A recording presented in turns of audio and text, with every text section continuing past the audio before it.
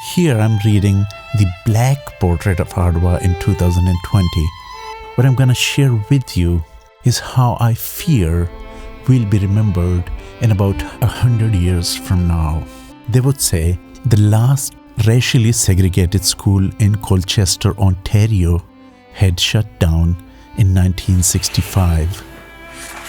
Yet well into the 21st century, 17% of people living in the most inequitable neighborhoods in Canada's capital city were still black, and 79% of all the low-income people lived in those neighborhoods.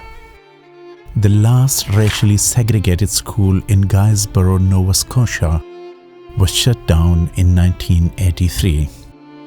37 years later, some in Ottawa were still in complete denial that black populations continued to struggle in the absence of real, meaningful structural changes.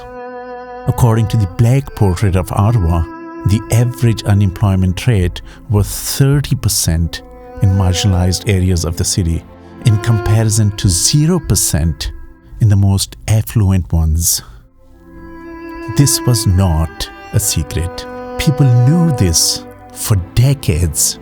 It was a common knowledge that the general population's poverty rate was just 12% compared to a staggering 28% for the black population.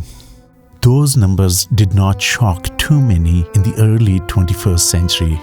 The exponential inequity was as acceptable in the 21st century as denying black families access to local public schools in Alberta, Saskatchewan, New Brunswick, and Prince Edward Island until the mid-20th century. In the early 21st century, only 4% of the black population in Ottawa could make it to the management positions, compared to 12% of the general population. The unemployment rate for the black population remained around 13% compared to 6% for the general population. It was the measure of black people who wanted to work but could not get a job, not that black people were not trying.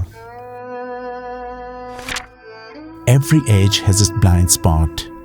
In Canada, despite the apparent end of the racial segregation laws and racist social practices by the mid-20th century, when in-your-face racism and discrimination was not legal anymore, it became insidious.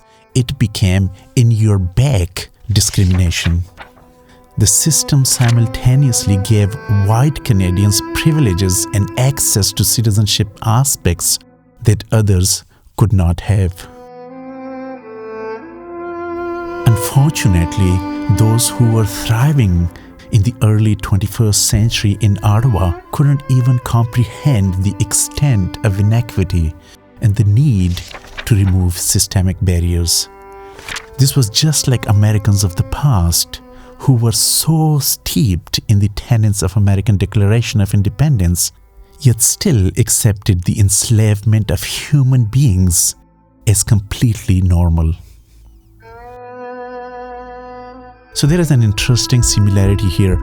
Just like those benign paintings of the old plantations showing orderly agrarian paradise with happy childlike slaves cared for by their masters, so just like those benign paintings couldn't hide the injustices and unfairness in the 18th, 19th, and 20th century, similarly, the cheerful cosmetic posters of multi-race smiley faces on the multicultural banners and posters failed to cover the continuation of the same unfairness and exponential inequities in the 21st century.